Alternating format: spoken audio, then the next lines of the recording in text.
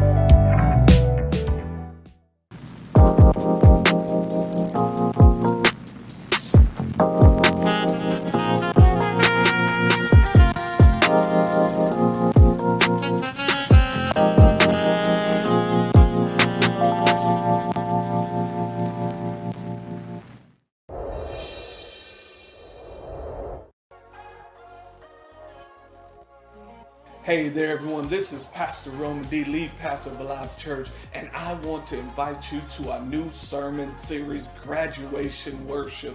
With this season of everybody graduating, celebrating, going from one level to the next, I think it's time for us to have graduation worship. So join me this Sunday. We'll have awesome worship, a relevant word that will help impact and transform your life.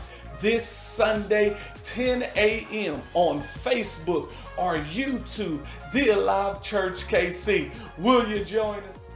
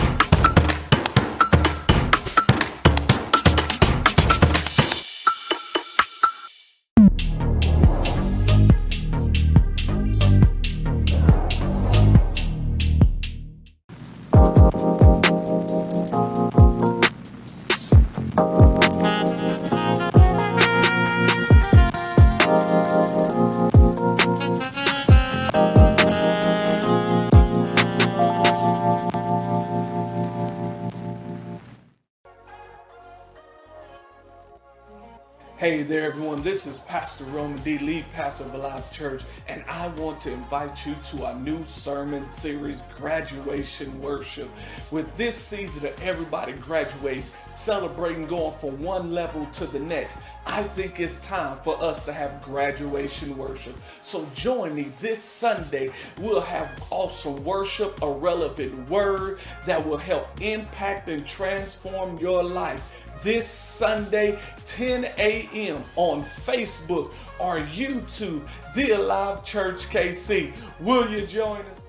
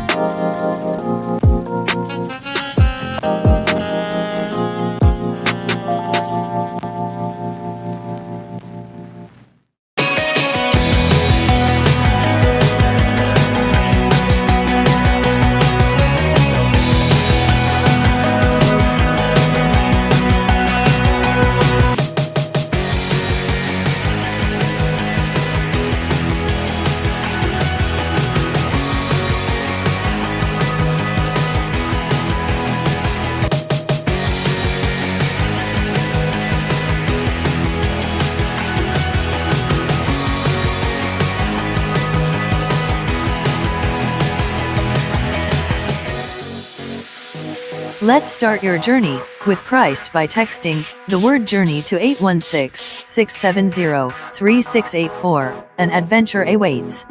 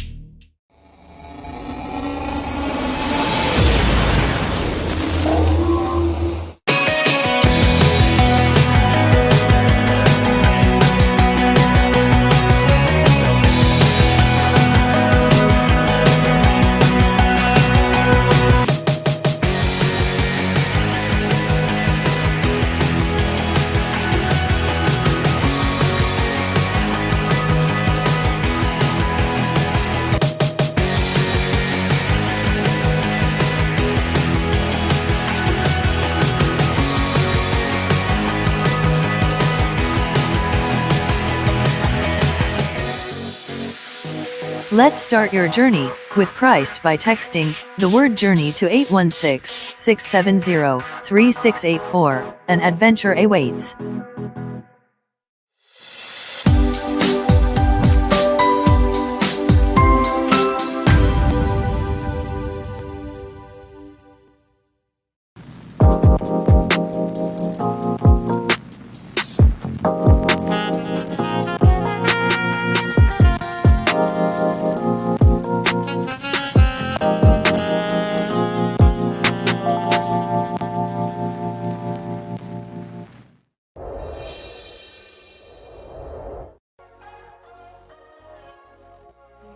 Hey there, everyone. This is Pastor Roman D, lead pastor of Alive Church, and I want to invite you to our new sermon series, Graduation Worship. With this season of everybody graduating, celebrating, going from one level to the next, I think it's time for us to have graduation worship. So join me this Sunday. We'll have awesome worship, a relevant word that will help impact and transform your life. This Sunday, 10 a.m. on Facebook or YouTube, The Alive Church KC. Will you join us?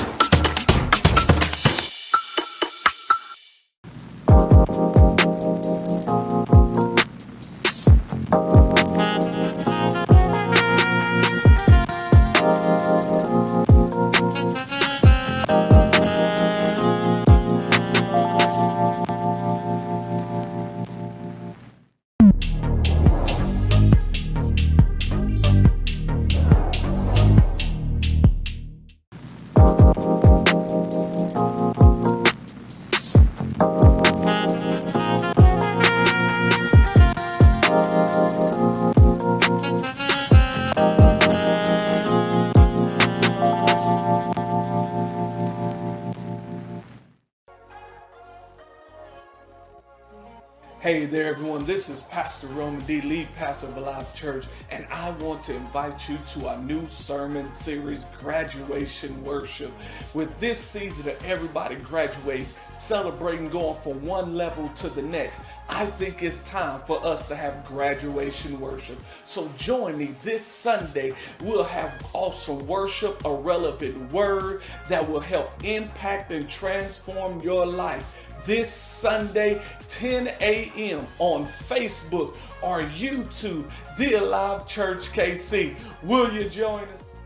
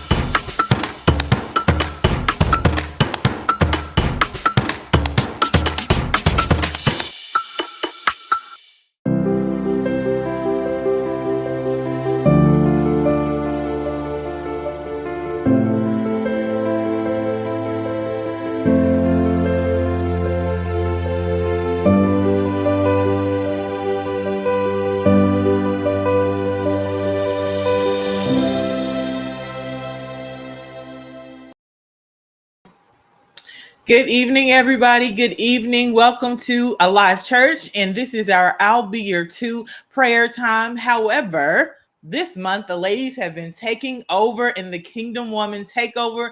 I am Lady E, and I'm so excited to be with you on tonight. And so thank you for being a participant in this worship service and prayer and everything else that we're going to be doing tonight. The conversation that we're going to have is definitely going to honor God and definitely going to impact you in a way, hopefully, that you were not expecting and for the better. And so thank you so much for tuning in with us this evening. Make sure that you hit like and hit share, and also that you make a comment so that I can see that you're here and I can shout you out, because that's what we love to do here at Alive Church. We love to interact with you in the comment section. So if this is your first week with us, make sure that you let us know that you're new. I know Pastor and I have spoken with people throughout the week, and they have planned their visits to Alive Church, whether it be for the prayer or for the Sunday worship service.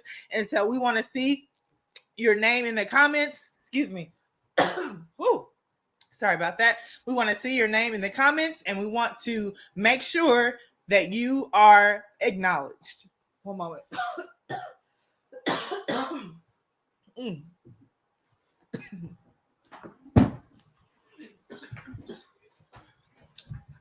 Okay, and so we have a technical difficulty, so we're just going to celebrate God on today. We got a couple quick announcements before we bring these awesome women of God onto the stage. We want to remind everyone that this Thursday from 4:30 to 7, we will be at Wendell Phillips Elementary doing a family fun night. I'm so excited about this opportunity to serve, to just be a part of Wendell Phillips. Our partnership is growing and growing, and so we're going to be there with different families, having some fun, playing some games. So we need all of our volunteers to come out, meet us there this Thursday from 4:30 to 7 at Wendell Phillips Elementary. That's 2400 Prospect Avenue, Kansas City, Missouri. You know, one of our things for our vision was to impact our community, to touch people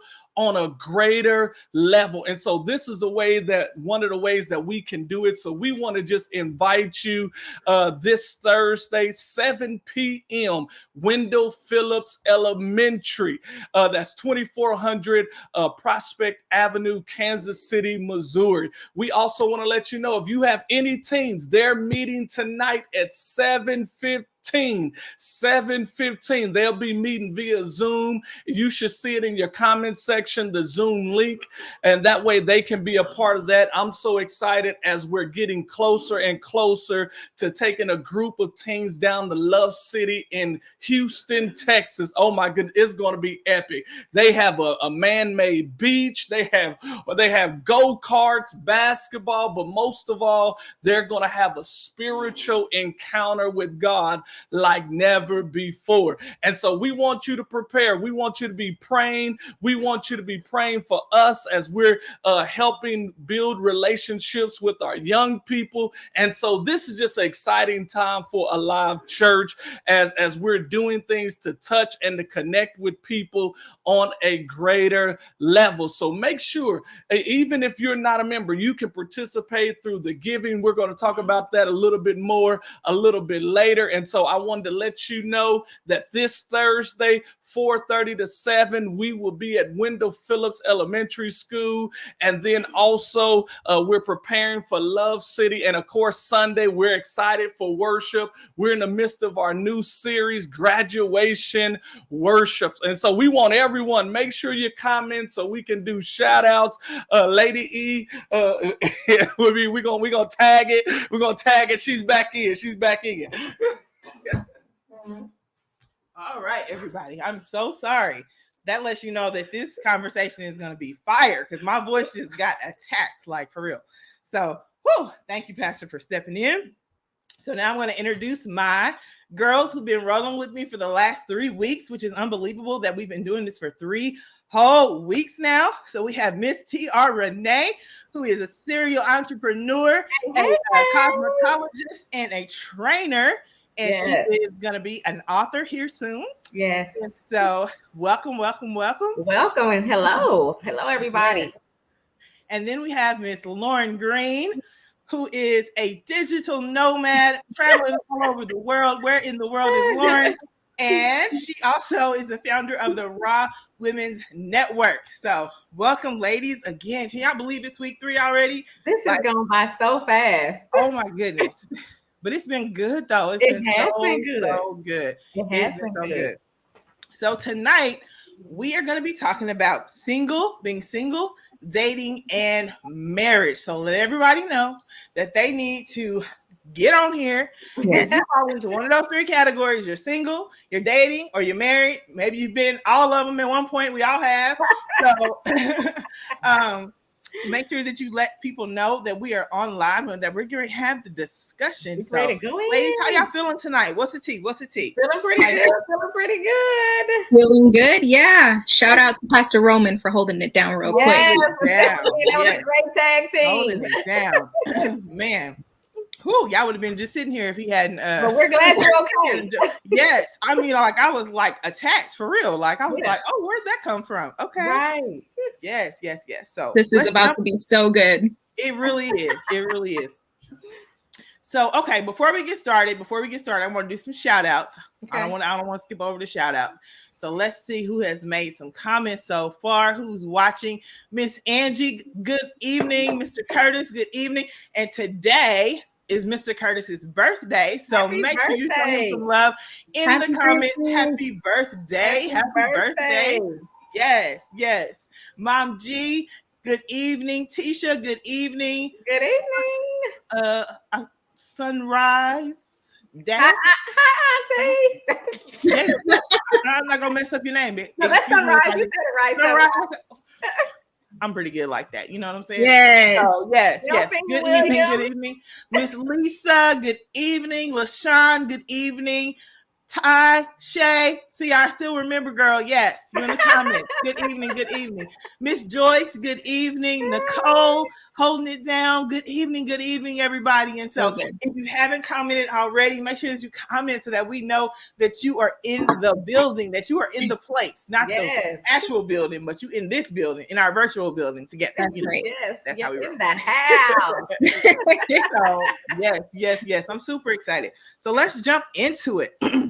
So when we talk about singleness, dating, and marriage, so we're going to do a progression. First, we're going to start with single, and then we're going to go into dating, then we're going to go into marriage. And so just so everybody knows, my husband and I are coming up on 7 years of marriage this year. Congratulations. Miss Lauren, how long have you been married? We're coming up on 4 years. 4 years. Okay. And then Miss Tasha is single, satisfied, and fabulous. Yes. But she has a twist. What's your twist, Miss Tasha? I have been married before. Yes, so she's gonna give her perspective on that end. Yes. So we're not marriage veterans in this game yet. We're not marriage veterans in this game by any means. We're not the vets, but we do have some wisdom of God that we can share and impart on the people, and make sure that we leave some good nuggets for them. Yes, I think so. Yeah. Yep. So when you're thinking about singleness, I have a question. What qualifies you to be single and satisfied? And can and should you be a fulfilled single before you get married? What do you think? Yes, I think you can. Yes, I think you should. Because it takes two individuals to make a whole. Right. And so otherwise you'll be looking for someone else to fulfill those parts that you're missing. Now, do we always do the work in our singleness? No. But is it necessary? Absolutely. Yes. What about you, Lauren? What was the question? The question was right. I did. I kind of went through it fast. What qualifies you to be single and satisfied? And should you seek out being a fulfilled single? I'm going to touch on that second part. Okay. A fulfilled single, yes. You should be satisfied in your singleness, yes, because God created us to be individuals, to have our first relationship with Him. So even if we don't have anybody else in the picture, we should be satisfied. Yes. And I want to touch on, before you get into a relationship, into a dating scene or a marriage scene, you're complete all by yourself. That's you right. You don't need the other person to complete you. So Tina Renee said, do we always do the work to be completely prepared before those moments? No. But is it possible? Yes. Absolutely. Yes. Absolutely. You asked a question. You said, what qualifies you to be single and satisfied? Yes. What do you mean by qualifies? Like, what would you say are the characteristics or the attributes of a person who is single and satisfied? Being okay, being alone. Okay, yeah. I think being okay, being alone, being able to go to dinner by yourself, a movie by yourself, not necessarily needing a companion to take you there. Now, naturally, do we desire that? Absolutely. But being okay with doing those dating things by yourself. Yes, Yeah. absolutely. I totally agree. Totally agree. And you know, society, especially Hollywood, you know, just in general says, oh, you're going in, it's 50-50. That's their whole thing. It's 50-50. And Not like you said, true. Lauren, like it takes two whole people to That's make right. a marriage. It doesn't That's take right. two halves of anything That's right. to make a whole, you know, a marriage whole. You should have two whole individuals coming in.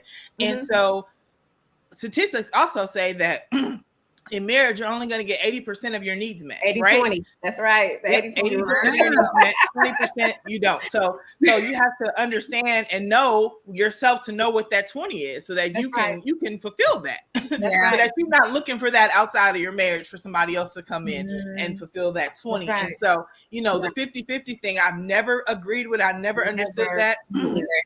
Two whole individuals giving all of themselves to the relationship, and that is what makes it a successful, you know, having a successful relationship or marriage. And that even goes to friendship, I think, as well. Is you know, you can't seek something that you're not, right? That's right. And That's so being single to me and satisfied is, like you said, is just really understanding who you are and understanding that you have a purpose, and that your purpose is not necessarily wrapped up in an MRS degree, right? And so, you know, I had people say that I'm going to college to get my MRS, and I'm like, girl, like, you just going to college to find a man to get married? Like, what are we doing here? You know, right? It somehow becomes a guide, you know, because that's all you're striving for is to be married. So that becomes an idol, so to speak. Yes, absolutely, agreed. Yeah, absolutely. And so, you know, being single and satisfied. I think about my own story. I need my ring before spring, okay? Ring before spring, yes. Put a ring on it. Oh, goodness gracious. Yes, but those are the things that we hear so much, you know, Hollywood, everywhere. It's just like, get the ring before spring, girl. Get, you know, lock it down, do this. And it's just crazy. And the pressure is real. It's real. Yes, the pressure is real, especially when you know, you get to that certain age. They're like, okay, like, where's he at? And where's the babies? And where's all this? And you're just like, do you guys think you think the standard has the age has lowered on the clock? So you know how, like, I'll say my generation, it was by the time that I'm 30, but now it's like early 20s. Yeah, it's like 22, 23. Yeah, they're like, exactly. They're like, now I'm not married by 25. Then yes. I'm like, be a little bit more realistic. How about live a little more? So say that again. I got married at 24. So if I could do it over, I absolutely would wait. I feel like you don't really know enough about yourself even to be getting into a marriage. I mean, it's great for some people, right? That they've been married at 22, 23, and their marriage is great and flourishing and awesome. But we shouldn't put a timetable or a standard, a number to our own individual story that God is ultimately the author of. Absolutely. You said the key thing, your individual story. And I think that's the thing that we lose sight of, because we're looking at everybody else's paper. We're seeing seeing what their answers are. And I always say our tests are multiple choice. No, they're not the same. We don't have the same test. Nope. The answers to the questions may be the same, but the order in which they're listed is completely different. That is good. That's good. Yeah, because I see people who, like my grandparents, they got married at 16 or 17, right? And they were married for over 50 years. And then my parents got married. I think my mom was like 22 or 23, and they've been married over 46, 47 years. And so I think it just, like you said, whatever your plan is for your life. And I don't think you can put your standards on other people. Now, myself at 23, I was nowhere near close to being ready for marriage, right? Just like I probably thought that I was, but I totally was not. And so, but my mom and dad my dad especially didn't pressure me, but my mom didn't pressure me like, oh, you need to have, get married and have kids, because they knew that it was a process, to be able to mature and to understand that marriage is something for mature people. That's it. It's not something that you do just because it's popular. That's right. Or because you feel pressured to do it. That's Right. And you know, with this generation that are coming up, Gen Z, or I forget which one is after the millennial, Gen Z, whatever they want to call themselves. Yeah. Their thing is a lot of them are not even wanting to get married. Really? Let's talk about that. As I was doing a little bit of research, a lot of them are saying that they would just rather live with someone. They would just rather, you know, have a long-term relationship, but marriage to them is just a piece of paper. Wow. That's so crazy. do you think that's a commitment issue? I think that we've done a poor job of highlighting the positives of marriage. I think a lot of the things that we see in the media, on TV, are the cheating. I mean, think about the shows that come on TV. You know, the stars they see, you know, getting a divorce, and you know, it's all just kind of like, and the people around them, even, it's like how often is positive marriage put out there in the media or for what people see? Right. So let's talk about that. Because like when you think about the TV shows, so for instance, my era was probably like the Cosby Show, Leave It to Beaver, and then there was the Bundys. You know, most people thought that marriage was, in fact, the Cosby Show, when in reality, it really was more like the Bundys. And I think we have minimized the realness of what goes on in a marriage because we've painted this picture that it's like the white picket fence, the dog, the kids. We're like June Cleaver at home with this apron on every day. Right. When the husband gets home, and when in fact that's not true, because now we are working women in the household. A lot of us. I'm not saying all of us, but a lot of us are, because you know we're coming together. Both of us have careers now.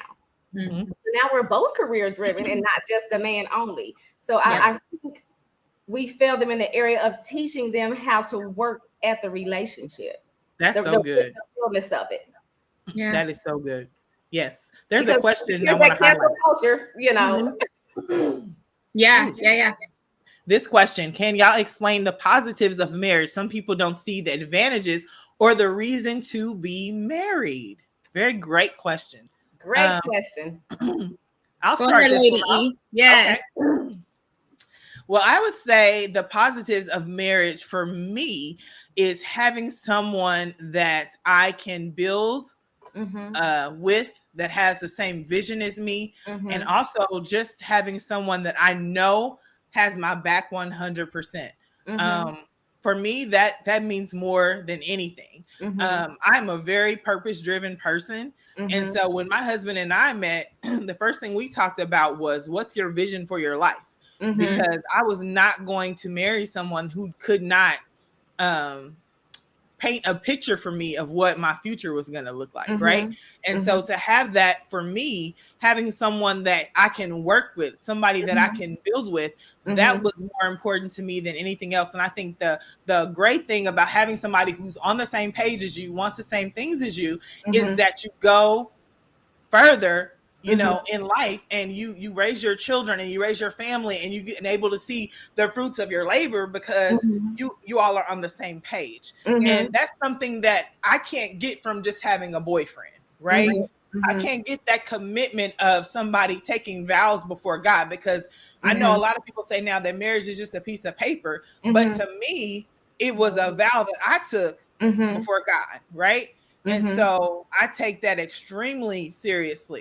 That's one of the only other vows that God asks, you know, that he allows us to take is, you know, first to him, and then to the person that he has put us joined together, has joined us together with. And so for me, the positive, and just, you know, just the everyday things, like sending him funny stuff that I think is funny that I still laugh at, or just having somebody know me in and out to where we can finish each other's sentences. It's just like, there's nothing like that. And I know a lot of people say, well, I can have that in a boyfriend, but truth be told is that person can get up and walk away from you any day, you know? And true enough, a husband can do the same, but he got a little bit more work to do before he just get up and walk away. If he's a man of God, that's right. really, going to be a big issue for him, is that he's going to be, convicted of that. And so to me, those are some of the positive things that I see in marriage. Yes. You want to go next, Lauren? Sure. I think I agree a lot with what Lady E said. I think the first thing is that this is something that God created. Like, Amen. this is not just, like you said, like, it's not just a boyfriend and a girlfriend where, there's no real commitment. Like, ultimately, like, a marriage is not just between two people, it's between three. It's between you, your husband, and God. That's right. So it's a covenant that you're making and that you're entering that should be taken seriously. And I think what happens a lot of times, and the Bible talks about this, is that people enter into marriages, into covenant with people, with a partner that they're unevenly yoked with. They're not on the same page. So now marriage comes and they think that that's what's going to resolve the issue, when in reality it's not. So the positives for me, in my specific situation, I had my daughter when I was 19. So when I met my husband D, Nathi was already 4 years old, more or less. So it was someone that was going to accept all of me, including my child, someone that was going to be my ride or die, right? For me, I can lean towards the complacent side. So I needed someone that was going to push me. That's good. That's good. That was going to hold me accountable and be like, not soft, but like gently correct me, if that makes sense. Someone like you said, Lady E, someone you can build with, someone that you can leave a legacy with. And I think we went into this like divorce isn't an option. That's right. We're stuck in it. We're going to figure this thing out. Right. So I think in my situation, in my story, those are the positives of marriage. That's good. That is so good. That's so real good. good.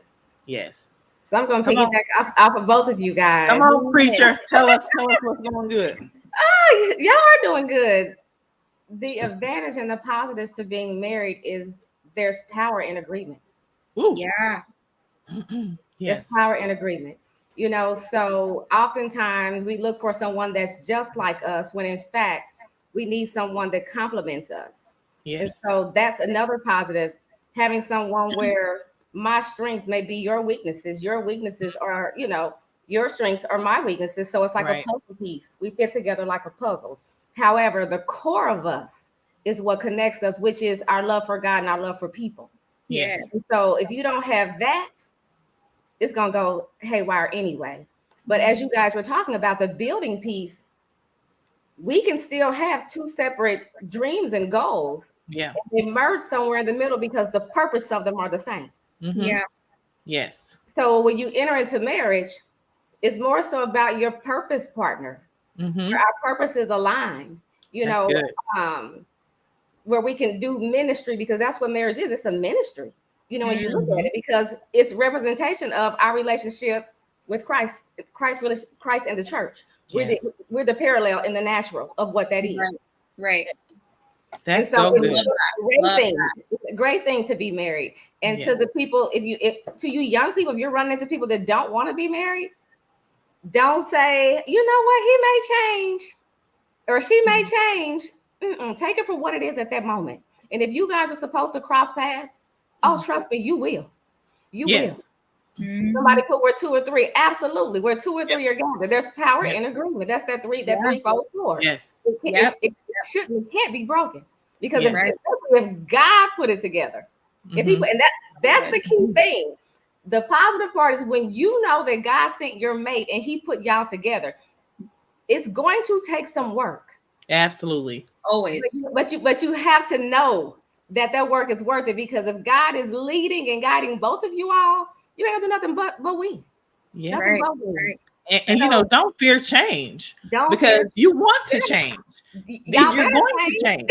Y'all better You're going to change. I hear that the so stuff much. that you talk about in the beginning, all that's going to change. Don't worry about it. When we get years in, it's going to change. It's going to change, right? When I first got married, I wanted twins and all that it all changed. It all changed. Don't worry. It's all like, no, I'm good. I'm good. I'm good. It's all gonna change. How many no, times today have you you grow. heard that? You're not the person I married. Right. But you grow Right. over time. You grow, Yes. both of you grow and evolve, so you're constantly changing. You're Yeah. constantly mending. You're constantly working toward coming together. There is no way that, let's say I got married at 24. There is no way that I should be 50. It's still my 24-year-old self. Something is wrong with that. You better be growing. Yes. Exactly. And Tiara, you call LaShawn in the comments. I saw she put marriage is a ministry, and I think that is so important, and that is what sets a kingdom marriage apart from the world's marriage. Is because marriage is a ministry, and for the women, if you're not ready to minister to that man, then you don't need to get married. Nope. Because you're gonna have to minister to him. And minister, we don't mean listen, this ain't easy ministry. This is knowing when. No, sometimes that ministry is shutting your mouth. Yes. And I'm still working on that ministry. Knowing when to be quiet, but also knowing when to go to the Lord and not go to him. Pastor's over here waving his hands, talking about when you said shut your mouth, he just you want to show out tonight. Bro, but you know. What's up, bro? Hey. But it is, though. It really is. And knowing when to speak and when to be quiet, and learning from people who are in the game longer than you. And Miss Lady T's in the comments, she said ministry includes sex too, and that's totally correct. Because let's be honest, sometimes you don't feel like it, but that's your ministry. So you got to get it in. You got all of it. So it's just, we just love to. I told y'all this is gonna be hot tea tonight. It's hot tea. Like it's hot tea. It's straight from heaven. It's just hot tea. It's straight. Right. 100%. But it is. I want to go back up just a second, and y'all, we all off our notes, but that's okay because we just flow. But Miss Sherry put in the comments. She said men over 50 already been married and don't want to do it again, but they want to be treated like a husband. Come on, y'all. Where are the women that be treating these men like husbands and they're not your husband? Hey, well, and then you worry about you ain't married. Sir. That's a new standard. No, sir.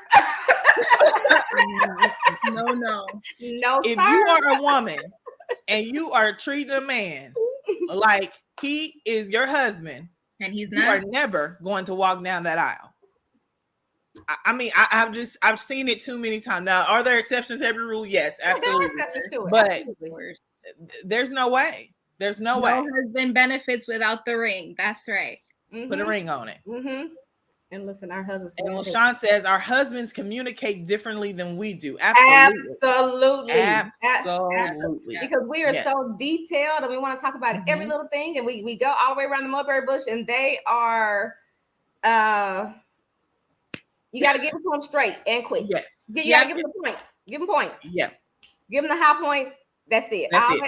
The in between stuff. That's how we talk to our girlfriends. Yes. Right.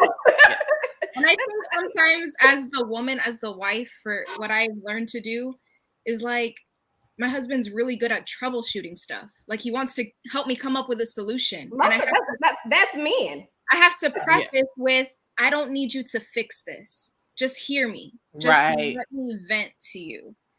Not that he does that all the time, but like that's his natural tendency. So I have to remind him, be proactive, because if not, then he's going to try to like give me all these solutions, and then I'm gonna be upset because I'm like, you're not listening. That's not what I want right now. But if I can just tell him, I just need you to listen and hug me, just be with me for a second. Like I'm able to get what I gotta say off my chest. He understands, like I'm just here to listen and comfort her. And we're good. We're on our way. But I think men are, somebody just put men are fixers. They are naturally fixers. Absolutely. They are. And so as women, we have to learn how to receive what they're saying, especially when you know who they are. Of course. If you already know, hey, I know he's going to try to solve this. Take it for what it is in the moment. At least I'm getting it out. You know, you may, some of what he's saying, you may not receive it in that moment, but you'll think back on it maybe days later, like, oh, okay, I didn't even think about that. So it's not necessarily a bad thing that he's wired like that. And I understand totally exactly what you're saying about this is what I need. However, it's also understanding that this is how they are. Yeah. You know, Totally. it's that meeting in the middle. Absolutely. Totally. And, you know, I went through that, and we still sometimes go through, because I talk and I like to talk things out, and I don't necessarily even be talking to nobody. I just be saying it out loud. But Pastor thinks that I'm asking him a question or that I want him to fix it. He's like, I don't know, and then I'm like, I don't expect for you to know. I'm just saying it. You know, I just want, and then it'll get into the whole thing. And he's like, well, you said that, and I'm like, well, I didn't need you to fix that. I just was saying it just because. And so you're absolutely right. They're fixers and they want to fix everything. And sometimes I just want to talk. But I've learned that he's not the one that I need to talk to. I was just going to touch on that. Yes, that part. Knowing what's and when. Yeah, absolutely. Right. You know, what's so funny is that we did a podcast a couple of months, into last year, about, is your husband or your spouse your best friend? And my answer to that was, I know people like to say it, and I've said it, but he's really not, because I don't talk to him about the same way that I do my girlfriend. You know, and so I think a best friend is a best friend, and and when he's my husband, I don't need for him to be a friend. I need for him to be my husband, right? And so, you know, I'm like, you know, the stuff I talk to my girlfriends about, he's like, can you just get to the point where we need to fix something, or I need to know the information? I'm like, but I'm telling you everything that led up to that. And he's like, no. Yeah. I'm not That's that going back to that knowing what's and knowing when. Absolutely. Because we are very chatty with our homegirls. We're very chatty. And I believe men are the same way with their guys. There are certain things they're not necessarily going to just say to us. Right. In the perfect world, we want them to, but can we really take everything that they would say? No. Nope. We almost can't even take when we're venting and they're giving us the fix it. Right.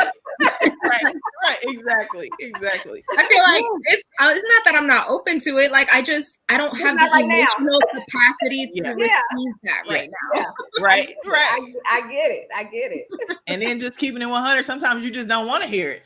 Like I just want to complain. I just want to, let it get it off my chest. I don't need you to give me a scripture. I tell Pastor all the time, like, listen. Don't repeat your sermon to me, because I heard it the first time. I don't need you to give me a scripture. You are hilarious. My wife is nuts. Like, I just need you to get out my face right now. Yes. Okay. I heard your sermon on Sunday. I don't need you to repeat it to me, brother. No. You're like, I'm not ready to apply it right now. Exactly. Yes. No, not today. Yeah. Woo, woo, woo. Oh my goodness. And so we're still talking about singleness, dating, and marriage. And we kind of just intermixed everything. But I did see one comment where somebody brought up, I think it was Carla Fraser Nelson, who said something about open marriages, because that is a term that we've been hearing the last maybe 5, 6, 7 years. No, ma'am, it's been longer than that. Marriages. We know that's not biblical. We know that. But these are some of the things that I feel like we as kingdom people have to know about, because this is what the world is doing, right? Hey, and we need to be able to equip our people to know that, hey, we got to watch out for this. We got to know what's going on. That's it. Yeah. That's called being greedy. That's called being greedy. Having your cake and wanting to have your cake and eat it too, because you feel like you missed out on something. Yep. Right. This ain't a buffet. Right. What you mean? I was just getting ready to say that. No. But that is bizarre though, because it is becoming like a natural thing. The crazy part about it is it's not sectioned off like to know one certain age group. It's like all across the board. Yes, absolutely. Yep. And this is why some of the millennials and the Gen X, Y, Z, ABC, MOP, whatever people, they think that marriage is just that piece of paper. Like, okay, well, even if I do get married, I can have an open marriage, and if she's not doing this, then I can go. And it's just the craziness of it all. And so we have to educate our young women, our young men, what godly marriage looks like. And that goes back to what we were saying. In the beginning, it's just like, let's be that positive example of dating, right? And I'll be honest with you, I hated dating. Like, I absolutely hated it, because I'm like, oh Lord, Like, we back to what's your favorite color again? I just like, oh God. Oh no. Oh Lord. Yes. So it was just, but it was the time that I really got focused on myself and my relationship with God. And when I was really just like enjoying single life, like I was like, me and one of my best friends, we was like, okay, we both not married by 45. We're gonna meet in Paris. We're gonna live it up. We're gonna do it. And then I got married, and then my friends were like, oh, Yeah, right? But I was literally the definition of somebody who was totally single and satisfied. And then here comes Pastor Roman D coming of to course, he snatched you right up out of there. Yes. But it wasn't until I really got satisfied with, you know, God, if this is for me, then great. But I trust you. I'm not going on any more dates with these losers. I'm not listening to them lying across the table about what they doing. I'm not doing that no more. Right. And when I finally got to that point where I'm like, I just trust God. It was literally probably, I'll never forget, like around May or June that I really did that. And then in September, I met my husband. And I just, you know, tell singles that I'm like, just get excited about your life. Get excited, like you said, T.R. Renee, about going out to dinner by yourself and going on trips with your girls and doing whatever it is you need to do and have fun. Right.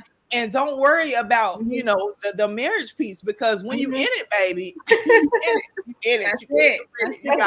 That's right. My story is similar to yours, Lady E, because I don't remember how much time lapsed between, but my prayer was just like that. I was so tired of dating these guys that were all talk and no action, right? And I remember praying, I was like, God, you know what? Enough is enough. I completely surrender my life to you. It's you, me, and my daughter. And until you bring me the man that I'm supposed to marry, like, this is just what it is. I'm okay, and I'm gonna work on my relationship with you and being the best that I can possibly be. And lo and behold, not long after that prayer is when he sent me my husband. And it just works that way when we surrender our all to him. Yes. And the timeline is different. You know, I'm not saying for everybody. Like that, but I'm saying like surrender to the Lord is a key component to finding who he has for you. Surrender is the first step, but the second thing is allowing yourself, going back to that work thing. Y'all gonna keep hearing me talk about the work because the work is important. Yes. But as you do the work, you attract who you are.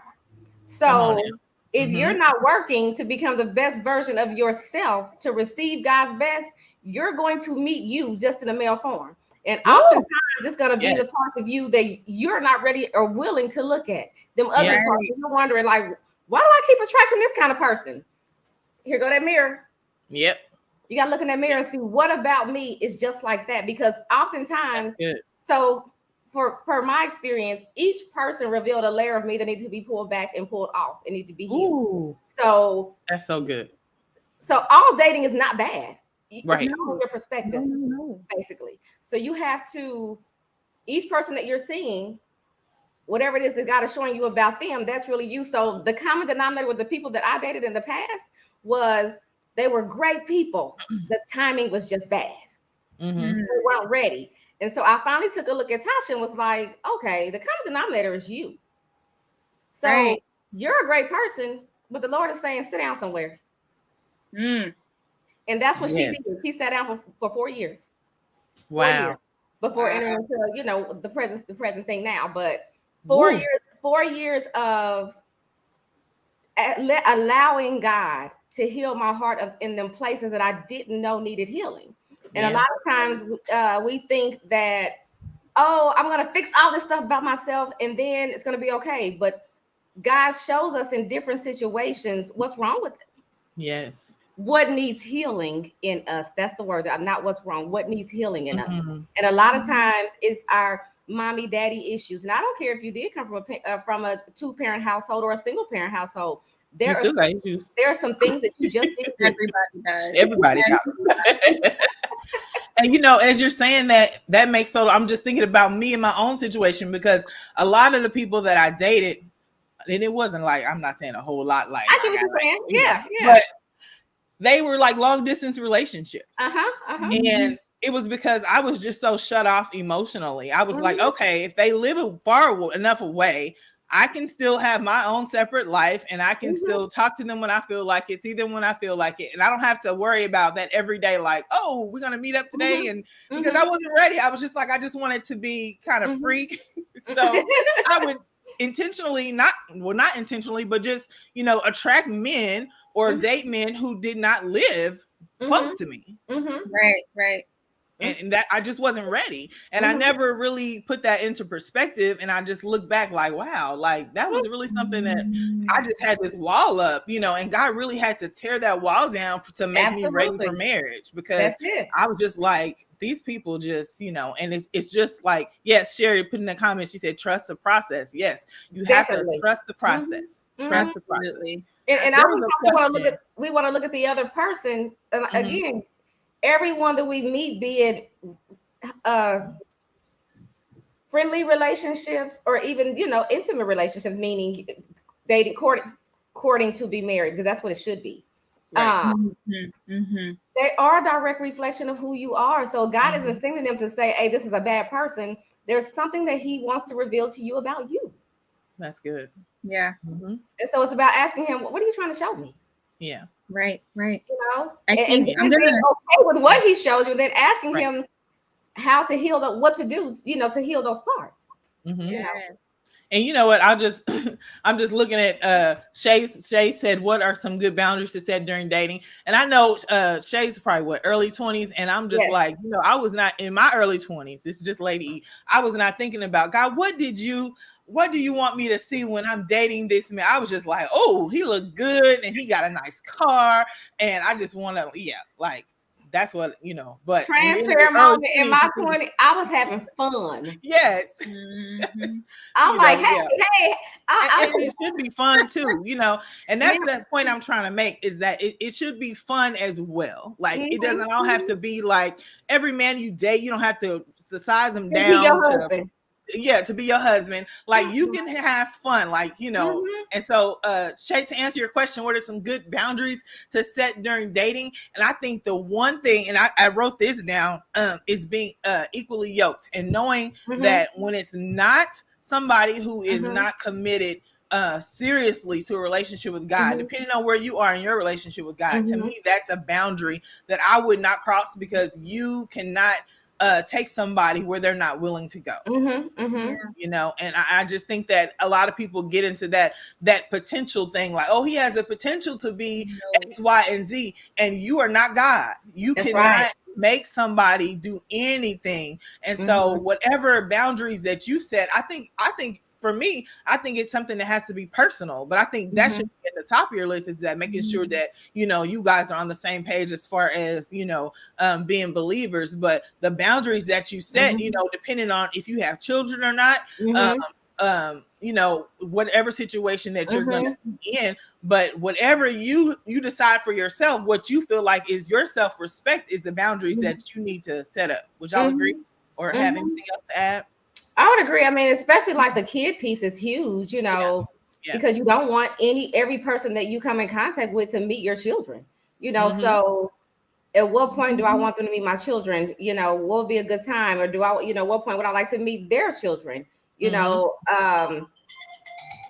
What am I looking for as far as the core values? And so that'll let you know how far you want to go. Is this just someone that I'm going to be cool with? Because there were certain people that I'm like, I'm just going to be your homegirl. And I knew that right up front.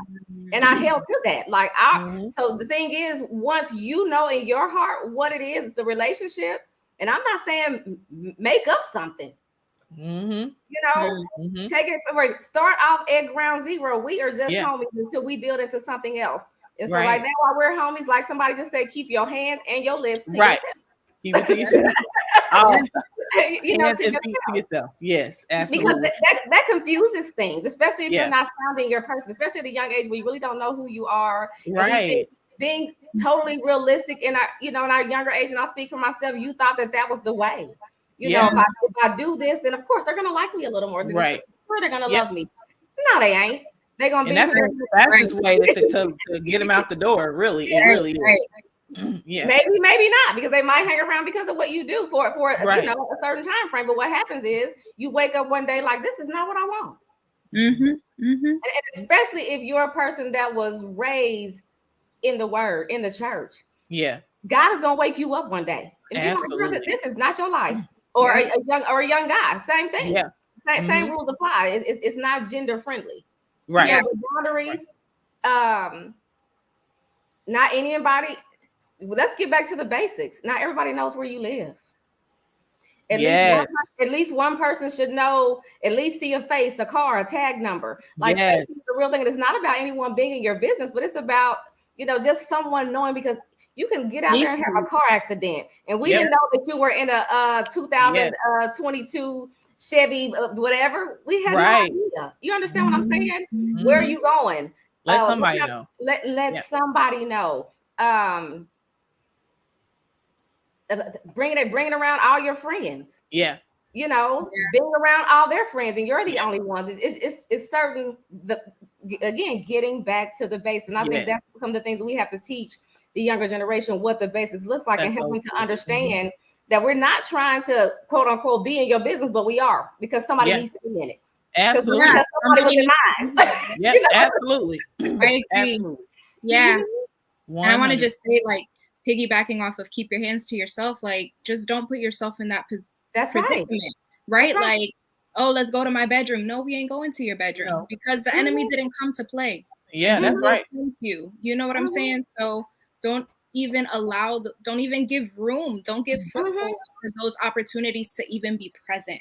I'm a huge fan of, you know, you have your one-on-one dates, but go on a group date too, where it's like, that's right, where you can go out and have fun, and you guys are hanging and chilling together. And it's again another safety issue. It's not only keeping you physically, but also your heart, making sure you're not getting in a position where you're easily deceived. And I want to shout out to Joyce real quick, because I know she had asked, what was that prayer again? So I could say it. It was just me being real with God. And I said, it is you, me, and my daughter. That's it. Me, my daughter. I'm not dating anyone else until you bring the man you have for me. I'm willing to wait on your timing. I'm willing to develop my relationship with you. And I want to be with the person that you have for me. So that's what that prayer looked like. And I think going back to talking about, I can change him, because I've been in those relationships and I waited and I put myself in situations where, like, he's going to change. You know, I'm trying to do this for my family, right? The hardest thing to change is a human heart. And even God is not forceful upon that. Absolutely. And pushing people to change. So he gives us free will, and he gives us a decision.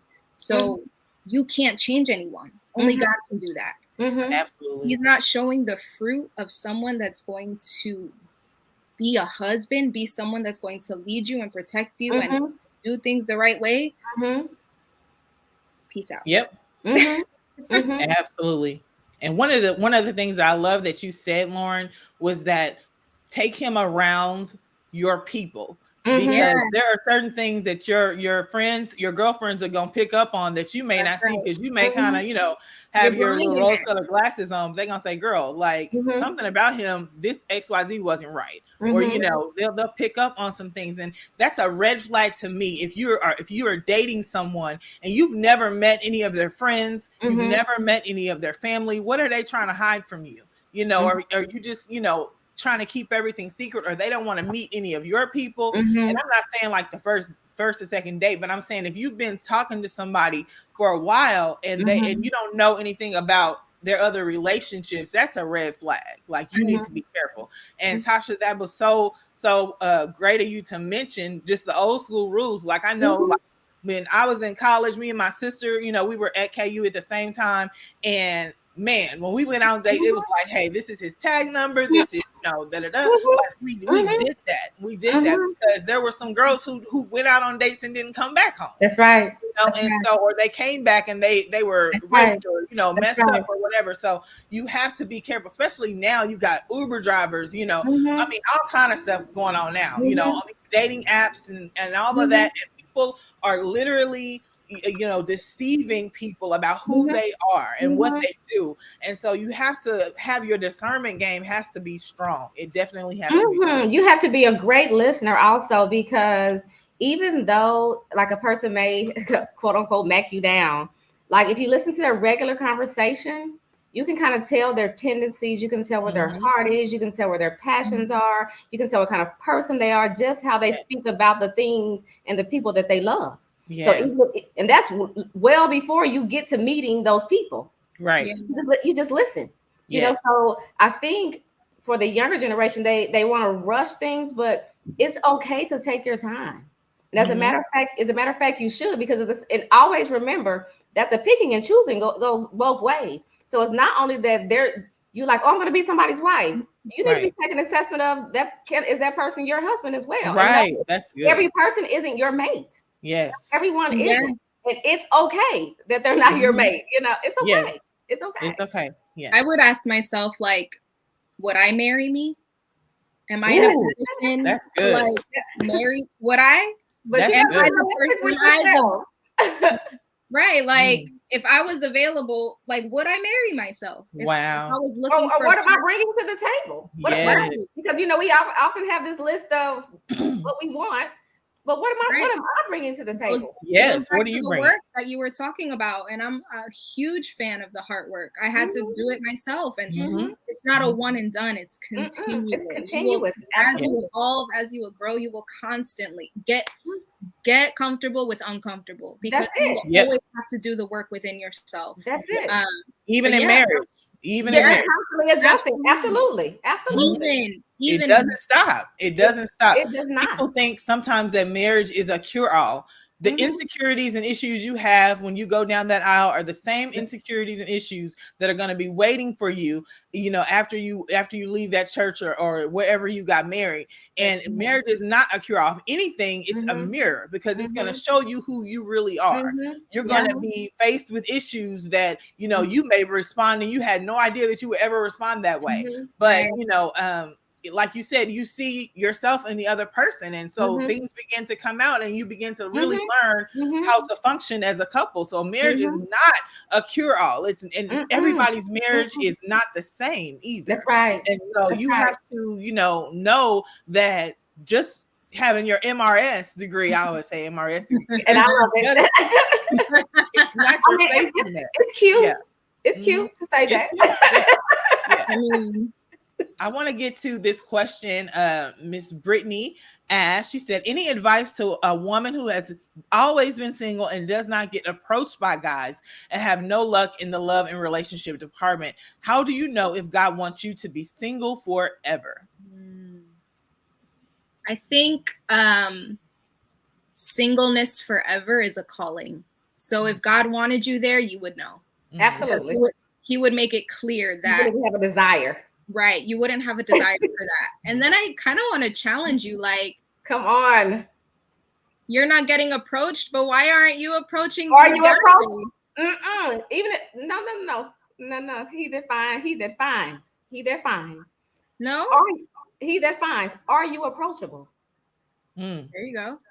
Are you approachable? And I'm not saying that to be mean, but sometimes we can be as pretty as we want to be, but whatever our heart is, our heart space, if there's a wall there, trust me, we're giving that off, even with a smile on our face. We're giving that off. So it's really about asking God what it is that you need to work on in this singleness that he wants you to see, as well as, this is no indictment against anyone, because I'm sure she isn't the only one that feels like this. Yeah. God desires for us to fall in love with him first. And until we do that, he is not going to allow someone else to come in and take his place. Nope. Right. And it could be a thing where God has you hidden. And sometimes that's right. That's right. And I've been through that myself, because I was just like going through a season where nobody was approaching me. And, I was just like, what is going on? But it was a season where God was really hiding me, because I was so precious to him, and you are so precious to him. That he's not going to just let anybody come and pick you up. And so think about the environments that you're placing yourself in. Are these people even worthy of, of having you? And that's some of the things that I had to work through. I think about, and I always go back to this story about going into, if you've ever been into an expensive jewelry store, the really good stuff is never out for people to see. They go to the back to get that stuff, and they bring it out for those who can know that they can't afford it, right? And so God sometimes only brings you out when he knows that there's somebody around you that can afford what you have. And so you have to find your identity in him, and then he will select someone for you to come and pick you. You don't need a whole bunch of people approaching you, because that can cause confusion. You just need one. You just need one yes from God. That's that causes confusion and rejection issues. Yes. But look at it as Lady E was saying, just to piggyback, look at it as protection. And while you are hidden, he's also perfecting and maturing you. Yes. There's a certain mindset that has to take place for that special somebody. And some of us, we may get a gang of advances. Some people don't. You understand what I'm saying? But it's going to take a certain eye to be able to know that gem when they see it.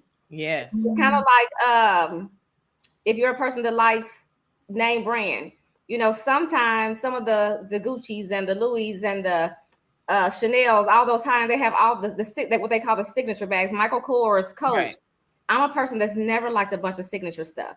I'm the kind that if you have an eye for it, you'll know it when you see it. Yes. Yes. And that's how we are in the eyes of God. And that's how he has us in the eyes of man.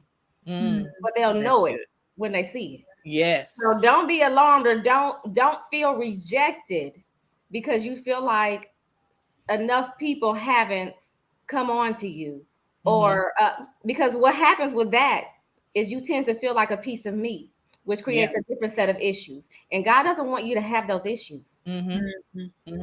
So embrace who you are. You tell yourself that thank you, Holy Spirit. Know that you are worthy. Yes. That's the blocker sometimes. Know that you are worthy. Know that you are worthy and that you are deserving of God's best. Absolutely. Know that. And if you don't know it, ask God to show you how to receive it and believe it. Because he can and he will. And it is then, because otherwise, if he gives it to you too soon, you're not going to appreciate it. If you don't even know your own worth. And I'm not saying that you don't. I'm just speaking generally. Right. It's period. Yeah. But when you understand that, that's when you're able to receive the gift that he has for you. So don't look at as where you. The word says that I've learned that whatever state I am, to be content. Be content. Yes. As Lady E said in her singleness, I was content. I was good. Learn to be content. Don't wish this season away, because when that person does come, that season is gone, and you'll wish that it was back. Yeah. So don't wish it away. Embrace every season. Every season. Absolutely. And I did Lauren, you were saying I think you were going on a track of saying why don't you approach someone else? And sometimes I kind of get what you were saying, just but I think that has to do with also just letting down your walls. That's letting right, down right. your walls. That's it. Yeah. Like everything, not to chase, not to pursue, but to say hello. You're saying like to say hello. Have a conversation, or even smile. You don't have to say anything, just smile. Yes. Right. You know? Yes. Yeah. Right. Absolutely. She said this season has been so long. I understand. Yes. Oh my God, I understand. Been there. Like I just shared, I was on the bench for 4 years, 4 long years. And yes, it is. It can be lonely. It can be lonely, but what I learned to do was I learned some things about myself that I wouldn't otherwise have learned. Right. I got into some trying some different things, some different hobbies, just expanding my mind, just to see, just to try some different things out of the norm. So I say get creative, and don't limit yourself to where you think you can meet someone, because you can meet somebody at the gas station. Yeah. Yeah. you know. just like she said, smile. Yes. You don't have to chase, but at least, hey, Yeah. because sometimes we give off that resting face. Y'all know what they call it. Yes. Yeah. Yeah. Yes. And it's not necessarily the friendliest one. You understand? Right. What I'm saying? That So goes back to what you were saying about being approachable, not only in Mhm. your heart, like, are you ready? Like, yeah, would I approach you? But like your demeanor, the your demeanor facial means expression, everything. are Yes. you Yes. Yes. And so welcoming? if you're always frowning, they're gonna be You like, know? ooh. And that goes back to, like last week we were talking about, even with friendship, the Bible says if you want friends, show yourself friendly. So Right, right. everybody that you meet ain't gonna be your husband, but you can have a friend. Mhm. Right. And I think that goes back to women. Like, we have to Yeah. have strong boundaries. Yes. Know when to Mhm. keep those men, because they will try to push, keep them Yeah, in their absolutely. place, right? But and also you are what you think. So if you think I'm never gonna get approached, they're only gonna approach all those other people. Guess what? That's exactly what's gonna happen. The day you go out looking a hot mess is the day everybody wants to talk to you. Normally. Okay? Normally. Man. Whoo, this has been so phenomenal. I just looked down like, oh my gosh, we've been 8 o'clock. for an hour, 8 o'clock. Wow, this has been so phenomenal. And thank you, everybody who asked your questions. That really was wonderful, because I'm glad that we were able to address some of the questions that you had. And this was just fire. Like, it was fire. It It was fire. Like, it was. I'm so amped about this. Like, this was fire, ladies. Y'all It did a magnificent job. And I just want to close by saying, I just feel the need to say that for those of you who are of a certain age and you feel like it's too late for me, it's never too late. Never too late. And God desires to give you the desires of your heart. And I don't care if you've been married and divorced 3-4 times, like whatever time the next time is the right time. That's it. Don't give up on your dream and your hope of wanting to be married, wanting to have, that special someone, because man, if you desire it, God wants to give it to you. But like T.R. Renee was saying, you got to do the work. You got to do the work. You got to do the work. And as Lauren had said in her prayer, Lord, it's about you. I'm going to do it on your time. I'm going to do it when you want it, want it to be done. And enjoy yourself. I'm going to leave you with that. Enjoy your life. That's it. Enjoy your life.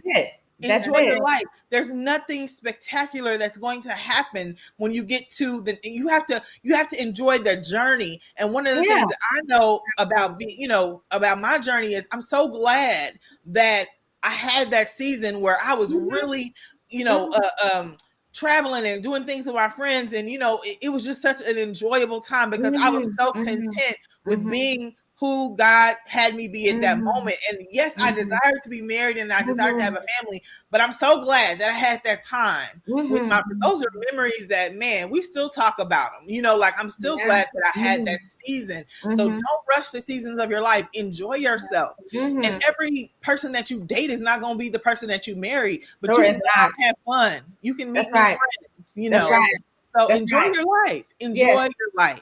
Yes. And don't feel like a man or a woman is going to define you, or no matter what society says. You don't listen to the world. They get divorced. They're getting divorced every 10 minutes. That's right. Yes.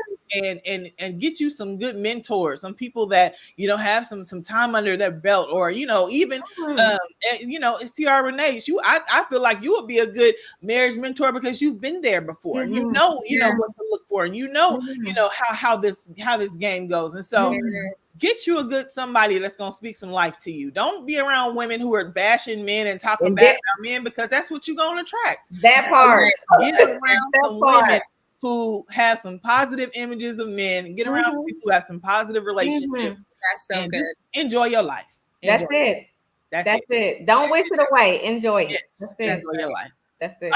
This has been so fire. So fire. It was. Yes. Well, thank you, ladies. We got one more week. One more week. I'm like, oh man, one more week. Really? Next week, you guys, is gonna be totally good. So we got one more week for the Lady E Takeover, and the tea was definitely hot tonight. So make sure that you hit like and you hit share, and that you share this with somebody else. And so thank you to my guest again, ladies. Thank you so you for much. having Our us. pleasure. Yes. And then I just have a few things that housekeeping that we're going to take care of. First of all, you know that us at Alive Church, we are sending our teens to Love City, USA and Houston, Texas in June. And so we need your help. We need your support for our young people as they are embarking on a life-changing experience at Love City. This is a camp for them to be able to learn and grow in Christ. And they will be there for 3 to 4 days on the campgrounds. And so we are looking every donation that is made on Wednesday nights is going towards our Love City Fund for our teens and our youth to attend. So the information that is on your screen is how you can give on tonight if you are interested in being a part of that experience for them to be able to go to Love City. And this is an opportunity for our teens to be able to really develop a closer relationship with God, for them to be able to understand who they are in Christ, and also for them just to have fun and enjoy and see that, you know, they don't have to do what the world is doing to have fun. So I'm super excited. It's a state-of-the-art facility that Apostle Ivy Hilliard and the New Light Church family have put together. And so we are just super excited to get our teens down there. So make sure tonight that you give, that you plant your seed in their life so that they will be able to enjoy this experience. So the information is on your screen if you want to give on this evening. Also, tomorrow night, we will be at Wendell Phillips Elementary School for the Family Fun Night. If you are interested in joining us, we will be there. I believe it starts at 5 p.m., 5 to 7 p.m. And so we will be there with the children at Wendell Phillips. And so if you would like to volunteer and meet us there so that we can bless those families, we'd love to see your face in the place. And so from 5 to 7, Wendell Phillips Elementary School, Alive Church will be there to play games with those kids and to enjoy the families that are in that community. So make sure that you get more information on that. 5 to 7 p.m. tomorrow night at Wendell Phillips. And I believe that is all the announcements that I have. Just want to let you know we'll be back one more time next week for our Tea with Lady E, the Kingdom Woman Takeover. And it's going to be phenomenal. And make sure that you hit like and share on this video so that someone else can get this good information that we discussed on tonight. So I thank you all for tuning in. Have a wonderful evening, everyone. Good night.